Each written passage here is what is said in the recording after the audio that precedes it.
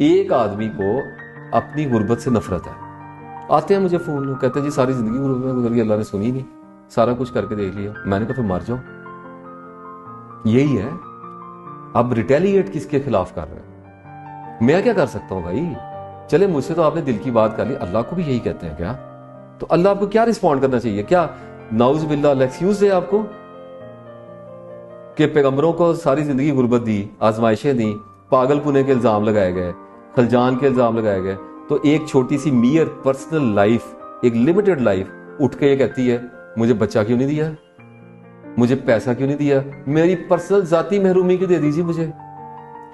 अल्लाह ने आपको Nobel grounds पे जाने के लिए बनाया था।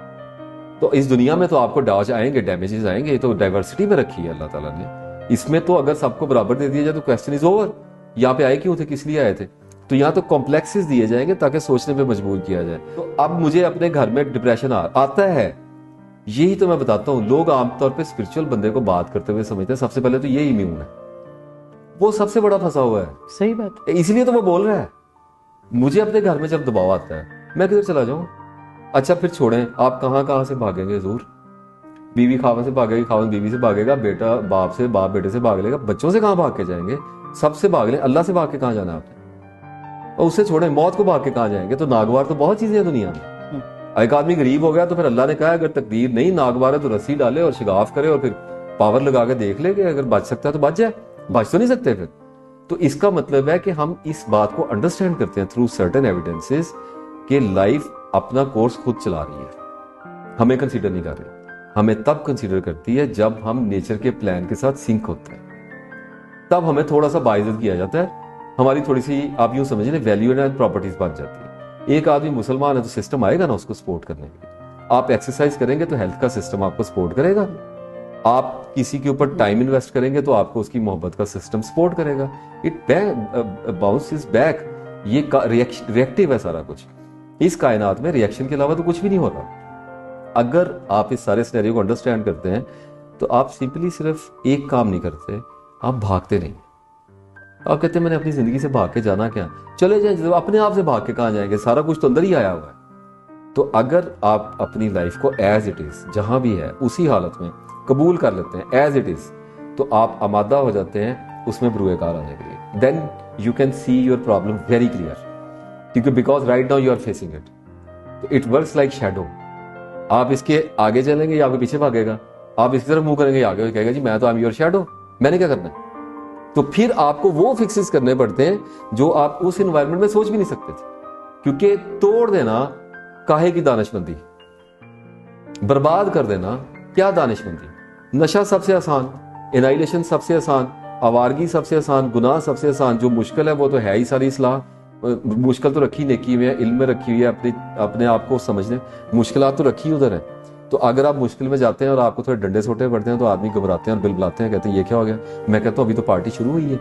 इसमें डिस्ट्रैक्ट होने वाली या जो मुझे सुन रहा है उसके डरने वाली इसमें बात कौन सी है? लोग अल्लाह के नाम पे जान देते हैं, हमसे सब्र नहीं किया जाता अल्लाह के नाम पे। लोग जाके, लोगों ने अपने बच्चे वार दिए हैं, पैगंबरों ने अपने नवासों को कटवा दिया है। यहाँ पे इस दुनिया में पैगंबरों के बेटे उनकी आंखों के सामने डूबे हैं और कुर्ते लेके पैगंबर रोए हैं अपने बच्चों के। लोगों ने तो ऐसे ऐसे ट्रॉमे बर्दाश्त किए हुए हैं। तो यहाँ पे क्या, कभी कोई आप तब बात करे जब किसी पैगंबर के स्केल का आजमा लिया जाए, तब बात भी बनती है गिला करने वाली कि ये मेरे साथ क्यों कर दिया जी? तो तब तो हम सर नीचे मेरे जैसा फेंके कहे कि ये क्या क्वेश्चन आ गया, ठीक है। लेकिन इंडिविजुअल कैपेसिटी में भी कभी कभी हमारे सर से ऊपर गुजर जाती है चीज और हम कैपेसिटी नहीं पाते उसको कोप करने को। कहते हैं यार इट्स टू मच, ये क्या मेरी तरफ आ रहा है? तो हम अंडर एस्टिमेट कर रहे होते हैं अपने आप को। कुछ वक्त के बाद हम देखते हैं कि हमारे अंदर कैपेसिटी है। अगर हम होल्ड कर लें, अगर हम खड़े रहें तो कैपेसिटी है। कैपेसिटी तो मर जाने की भी है, तभी तो मरते हैं। मैं आपको सच बात बताता हूं, जिंदा हालत में मुझे अपने अंदर when I see myself at the time of death, I found no capacity कि मैं सकरात को और मौत को कैसे और नज़ा को कैसे अफोर्ड करूंगा। मुझे कैपेसिटी नहीं है मेरे अंदर। I am frightened. मौत किसको गवारा है? जब मेरे नबी सल्लल्लाहु अलैहि वसल्लम ने कह दिया इससे ज्यादा सख्त चीज मैंने कोई नहीं देखी, तो मेरे अंदर और आपके अंदर कहां से कैपेसिटी आएगी? लेकिन कैपेसिटी पड़ी हुई है। अनलॉक तब होगी जब इन्वायरमेंट आएगा, जब स्टिमुलस आएगा, जब वक्त आएगा तब देखा जाएगा। सिंपल सी तो बात हो गई। तो जब वक्त आएगा तब दिखेंगे। तो 90%, 99% हमारे जो फियर्स होते हैं वो नॉन एग्जिस्टेंट होते हैं। मेरा एक्सीडेंट हो गया, अब मैं बर्बाद हो गया। मेरा बच्चा नालायक निकला, अब मैं बर्बाद हो गया। मेरी बीवी से नहीं बनी, अब मैं बर्बाद हो गया। मेरी माँ बाप से नहीं बनी, अब मैं बर्बाद हो गया। मैं स्पिरिचुअल निकला, मुझे मिला कुछ नहीं, मैं कंफ्यूज हो गया, मैं बर्बाद हो गया। हम बर्बादी बहुत जल्दी एस्टेब्लिश कर लेते हैं। हमें अल्लाह तो किसी लम्हे भी कुछ भी कर सकता है। कितनी बड़ी डिवाइन इंसल्ट हम कर रहे हैं। A movement can change your life. The whole of our lives can change in an instance like this. ऐसे होती है, मेरी होती है, आपकी होती है। अचानक हमें पता ये क्या हो गया, बिल्कुल ये तो अननोन से आया।